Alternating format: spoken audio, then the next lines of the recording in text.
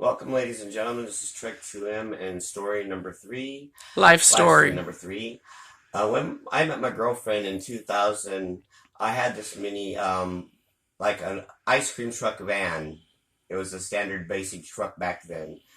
Um, White and blue. It looked just like an ice cream Yeah, it was truck. just like an ice cream truck. Well, after a while, we'd been together, and we were driving down the road one day in the truck, and all of a sudden, I start hearing this knocking in the engine. The car when I got it, yeah, I got it for $500. I worked for Dan Gamble's RV Center, and it was a pretty good deal. The engine ran good, so and me being backyard mechanic, I can fix almost anything. So we're driving down the road one day, and I didn't count on the valves bending, and we're driving down the road, and next thing we know, I hear this ping, and what happens next, dear? The whole entire cab filled with black smoke, and we were literally choking to death as we were driving down the road. We had to open We had to every open every window, window as we were open the driving. hood. I mean, I had to open everything up so that way the smoke can escape.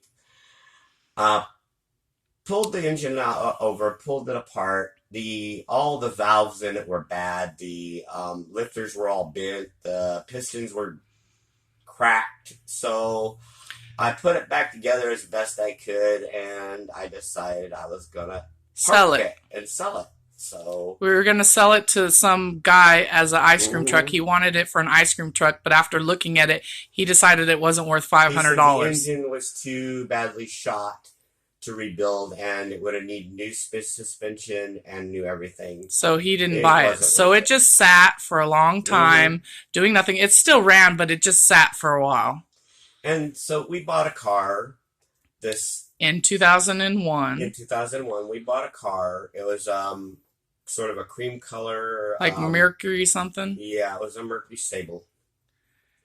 Little And thing. we only paid $500 for It it, ran, but we had to put so much money into it to keep it running. It and I only got tired of lasted working on it. I did. I got tired of working on it. I was working on it almost every day anyway. So it it was only too much. lasted for 4 months. So we got tired of all these junk cars that were cheap.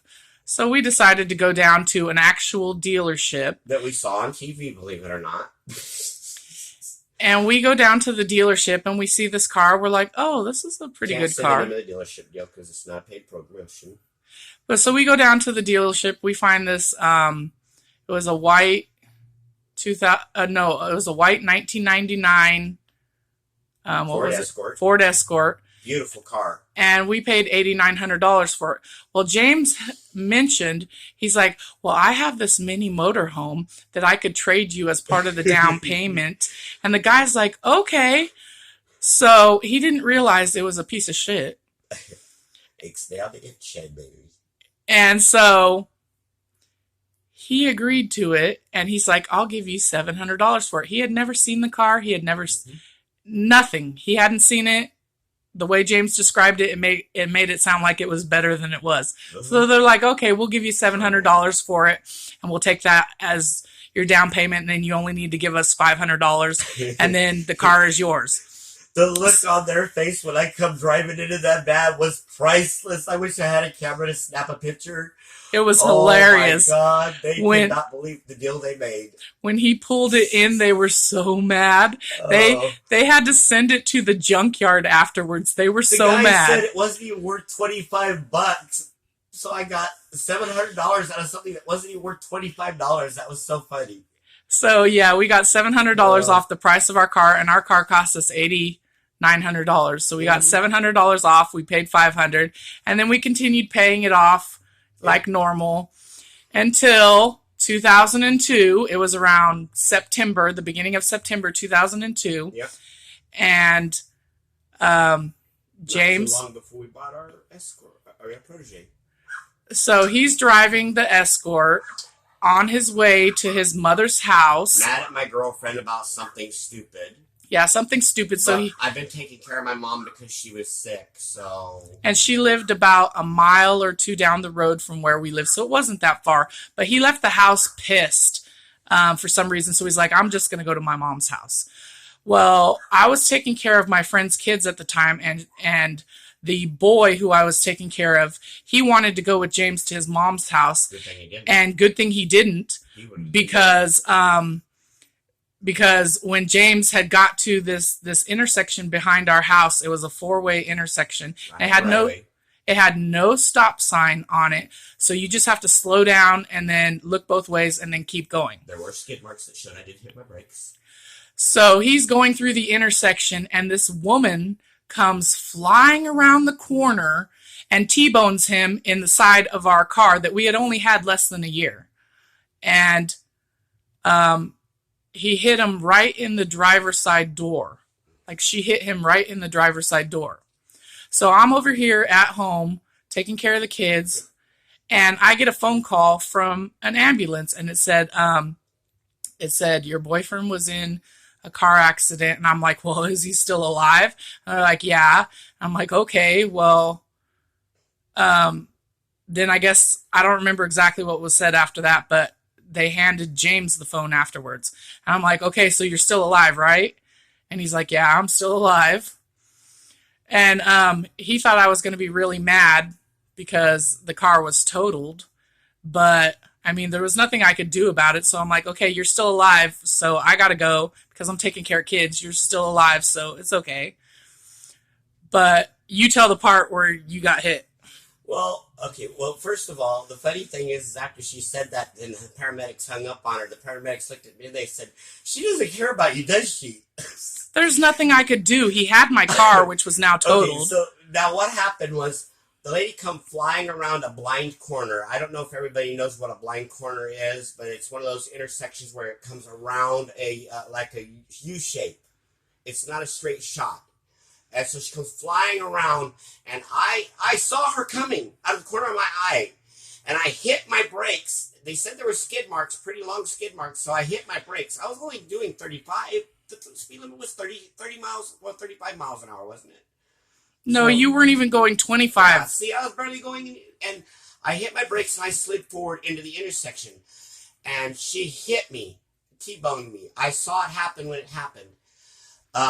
When she hit me, that's all I remember. I remember waking up under the dash with the paramedics yelling to his with a fire truck yelling to his partner, the fire guy, yelling to his partner, cancel the ambulance and call the meat wagon.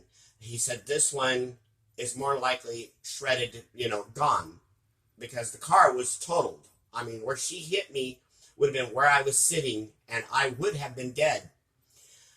But the lucky thing is for some reason, my seatbelt came unbuckled. They have no idea why. They said all the mechanisms on it was working. It just unlatched. There was no sign that I even removed it for myself. In fact, I had scars on my shoulder here where you could see where it had cut into my skin a little bit before it unbuckled. And it threw me under the dash. I was pinned under the dash in this little tiny car, in this little tiny spot. I was rolled up in a literal ball, pinned under the dash. My neck, the back of my neck right here, was pinned up against the steering wheel shaft. I was literally trapped. And good thing I was, too, because right where I was sitting, the steering wheel was sitting. It would have pressed right up against my chest right here. It would have gone through my chest and crushed my lungs and my ribs, and it would have killed me almost instantly. And where I was sitting, the door was sitting into the side of the chair, which would have crushed it into my ribs too on this side, which would have killed me too. So I would have been dead both ways. So whatever happened that threw me under, and then afterwards he yells to his partner after I yell out, "I'm alive. I'm just trapped. I need help getting out." I'm crawling out, and I finally get myself out. And as I'm getting myself out, he yells to his partner, "Let's get the jaws of life and cut him out." I yelled, No, don't cut up my car. She'll kill me. She's going to kill me as it is already." I thought it was just hilarious, though. My funniest part, about it was, after the lawsuit, this isn't the funniest part. After the lawsuit, something did come to my mind, though, about the woman that I did remember. A few weeks afterwards, my mind started remembering pieces of it that it didn't remember because, the accident and everything, it was stunned, and it takes a while, to rebuild some of your memory. Well, one of the things I did remember seeing is a black vehicle pull up to her car, somebody jump out of her car, run over, grab something out, jump in, and speed off before the fire truck got here. And that's the last I remember of that. But my funniest thing is when the paramedic hung up the phone and he asked me if she really cared about me. I just said yes, but she has her own ways of showing it. Anything else you want to add, dear? There was nothing I could do about it. I was taking care of kids at the time. It's not like I could drive over there because he totaled my car. So it's not like I could do anything. So I'm like, you're still alive? Okay. Well then. Oh, but the good thing out of all this mess is we got the Wankel engine out of it. Well, okay, so since it was deemed that it was that lady's fault, it was her fault, the insurance company paid off the remainder balance of our car, and we got $900 and something back from the insurance company. And they also paid for us to have a rental car for like at least 2 weeks. So the rental car that I got was a green Mazda Protege. Beautiful car. And I went to the grocery store, and this old lady backed into me as I was backing out. She backed into me at the same time, and it was completely her fault. But it left a scratch on the rental car. And I had rented a car before, and it was completely not my fault that the tire went flat because it was their car and their tire. But I was driving down the road, and when it went flat, it damaged the rim or whatever on the car. And so because it wasn't even my fault, they charged me $300 to replace the rim, and it wasn't even my fault. It was their car, their tire. It blew. It had nothing to do with me. And so I didn't want that to happen again, and them charge me $300 to fix a tiny little scratch. It wasn't even dented or nothing, but it was a scratch on the car. So I go to the Mazda dealership, and I say, yeah, I need some touch-up paint because the rental car I'm renting got scratched by this old lady. So they're like, why do you have a rental car? I'm like, because our car got totaled and the insurance company's going to pay it off and blah, blah, blah. So they're like, oh, so you need a new car. I'm like, yes, I need a new car. So he got really excited when I said, yes, I need a new car. So he's like, let me show you the cars we have here. And this was at the Mazda dealership. So I went and walked around and looked at these cars. And he had a car. It had been sitting on the lot for a year. Brand new car. Brand new car. 2 miles on it. No, it had 4 miles on it when I test drove it. Well, he said a couple of days ago, before that, he had 2 miles out. Somebody else test drove it before we did. So yeah, they test drove it 2 miles one way and 2 miles back. So when I got into the car to test drive it, I drove 7 miles, but it only had 4 miles on it. Mm-hmm. So I test drove the car, and I'm like, okay, yeah, this is a nice car. We fell in love with it. They had already marked the car down to 16,000 something. And so I'm like, okay. So yeah, we do need a new car. So I said, okay, if I buy this car, you're still gonna give me the touch-up paint because I really need the touch-up paint, right? So he's like, yes, we'll give you the touch-up paint for free. We'll give you 2 batches. He said, one for the white car and one for the green car. I'm like, I really just need the touch-up paint, but okay, I'll buy a car from you anyways. So that's how we ended up with the current Mazda Protege that we have. Wants back. So if it wasn't for that rental car and that old lady hitting me, we wouldn't even have the car that we have now. It wouldn't even probably be running. It would probably be sitting like all its sisters in a wrecking yard or crushed already. It wouldn't, yeah. Mazda wants to destroy it. They want it back. No. So Mazda, every year since we've had the car, I'm thinking about maybe 7 years after we had bought the car, pretty much most of the other cars that were the same as our cars had already been to a wrecking yard by that point. And our car, here it was, still on the road, still running good, great, everything. Only one mechanic, by the way. Which was him. No, we did take it to a shop a few times. The head gasket blew. I couldn't replace the head gasket. That's the only thing I've ever had done to it, was the head gasket. And the guy was happy. And we had brakes put on it. We had brakes put on it at the shop. I can't do that anymore either because I don't have the tools and the equipment no more. So Mazda realized that, okay, we got lifetime oil changes. When we bought the car brand new, They're like, do you want lifetime oil change? It was only something like $350. Yeah.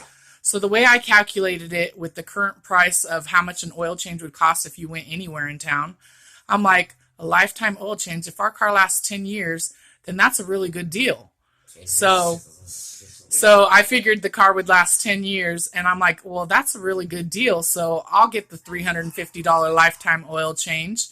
And it really, you could get 4 of them per year. Every 3 months, you could get an oil change, and you just take it to the dealership, and it's free because you already paid for it when you bought the car. So that was a really good deal that we got.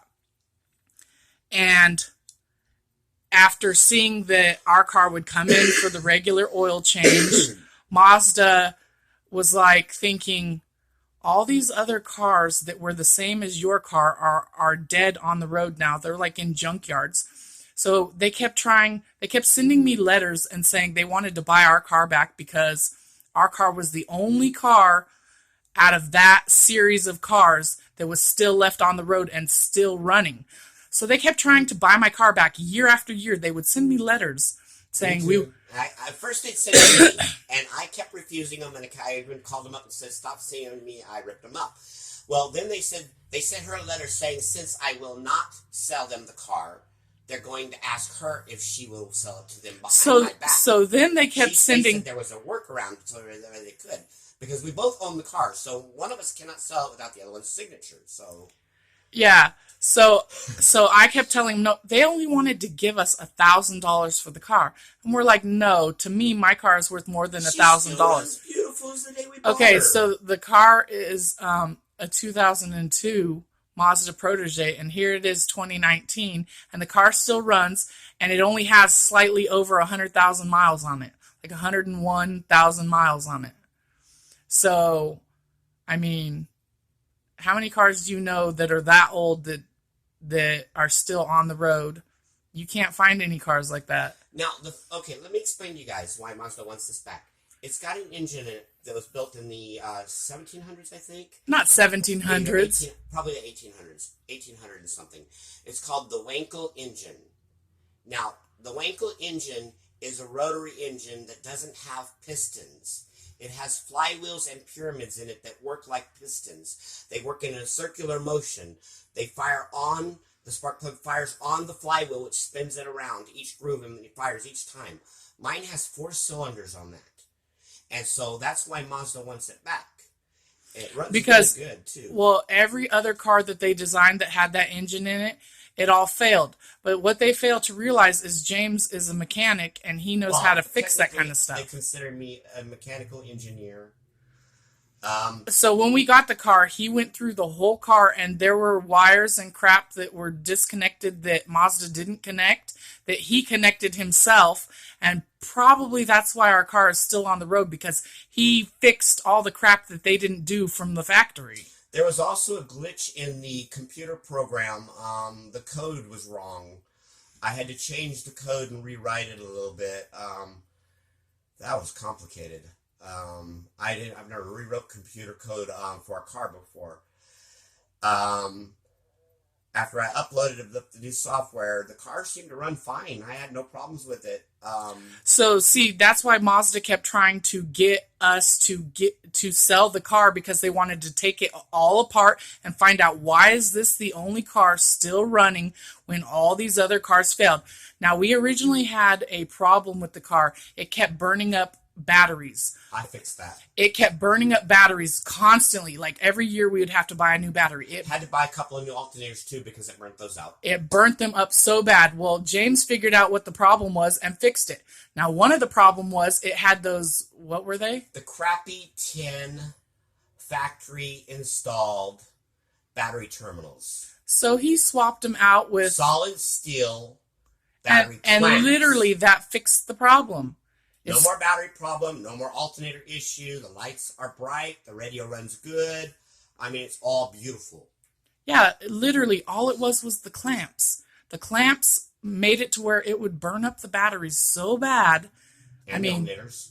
Yeah. Two of them. Yeah, and so he fixed that problem just by changing the clamps. Now, the interesting thing about this engine is I recently contacted Mazda to find out of something about it.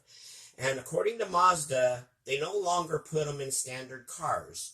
According to them, this is supposed to be one of the fastest, coolest running engines in the world. So they install it in race cars now. Oh, and believe me, when I first bought the car, I got a speeding ticket because I wanted to see how fast it goes on the freeway. So I was driving over 100 miles per hour and I got a speeding ticket. I wanted to see how fast it goes. It was brand new. She buried the needle on it and it was still going faster. But they caught me when I was at Mazda, 100. According to Mazda, the research I did on this engine can go up to between 400 to 500 miles an hour if proper adjustments are made to it and it had the proper airflow intake. So we have an engine sitting in our car that was originally built by Mazda. Well, it was originally built 1800 in the 1800s, but Mazda recreated it, and it's supposedly able to go between 400 to 500 miles per hour, but Mazda has it clocked at 140. I don't understand that. And then come to find out, they all quit working but mine, so Mazda wants mine back so they can find out what went wrong, and now they fixed their problem, so they've redesigned the engine where they don't have the same problem as the last engine, and so now they're, instead of putting them in house cars like mine and basic cars, they're putting them in race cars now. But see, they didn't have James as their mechanic who could have told them all the stuff that he did to it. That's the thing that they didn't have was him. The car just needed some things fixed on it. Okay, let's explain something to us real quick. When you first met me, you did not think I was really smart, did you? You thought I was dumb as dirt like the rest of my family.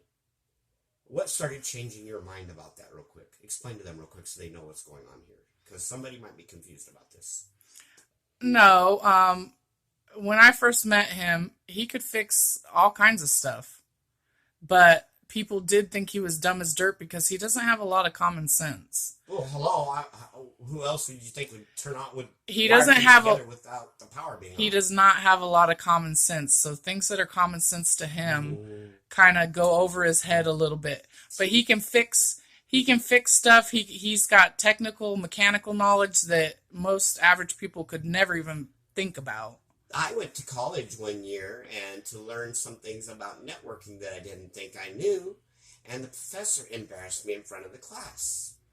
He made me stand up there and explain to them what a network router was and how it functioned, because nobody else in the class knew.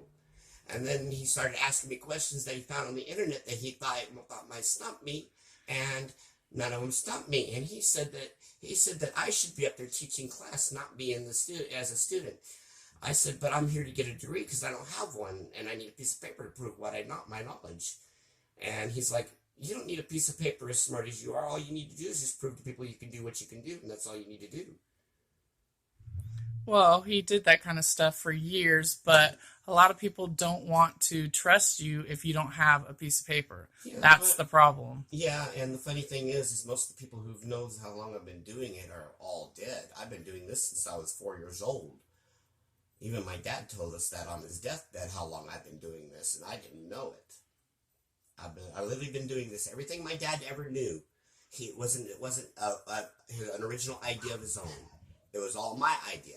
Since I was 4 years old, my dad took advantage of me and used my ideas as his ideas. So this is why I'm the way I am. I'm sorry, guys. And I know and one thing everybody needs to realize about me is most of the people who have ever been around me or have known me have always had bad luck like I have. It's like my curse is transferable or contagious. I don't know how to put it. But most of the people who have ever met me or know me are all dead or either sick or bad things happen to them all the time. So be warned, guys. If you get to know too much about me, you might start having a little bad luck. Anything else, dear? No, we're going to make another life story video that's probably going to come out in about a week. Wait, what were we going to talk about in that one? The welfare bomb. Oh, yeah. incident. Okay, so in the next The video, welfare bomb incident. it'll be the welfare bomb incident. That's exactly what we're gonna name it too. The welfare bomb incident. Yeah, so if you guys want to see that video, it'll be out in about a week. Click the like, click the subscribe, share, let your friends know, let your family know. Everybody come check out my videos. I have a lot more life stories like this that to come out. I've given them to other people. They've told me I should write a book about it. Some of them want to make a movie about it. His life I just is figured it might be literally easier like this. his life is so crazy. Like some of the stories that he's told me over the years. You would think they were lies, but they're not. But she's had other people in my family verify all of my stories. So all of my stories have been verified from different sources. So it's all true. So yeah. That's why I'm as physically disabled as I am, guys. That's why I have so many medical problems as I do, because my life is really a He's been blown up, stabbed, shot. I mean, you name it. He's ran probably over, gored by the bull. just out of the sky, crazy, struck by lightning, crazy stuff that you would think one person can't survive, but he survived all of them. That he just got damaged along the way. Off a cliff during a whiteout. And thought for sure I was going to end up crashing through ice when my truck landed in the ice. And I could hear the ice cracking. And some of the stuff happened during the time we were together, but a lot of it happened when he was younger. Yeah, when I was with one of my other girlfriends too, because she almost died during the whiteout with me. Yeah. So stay tuned for next week's video. All right, peace.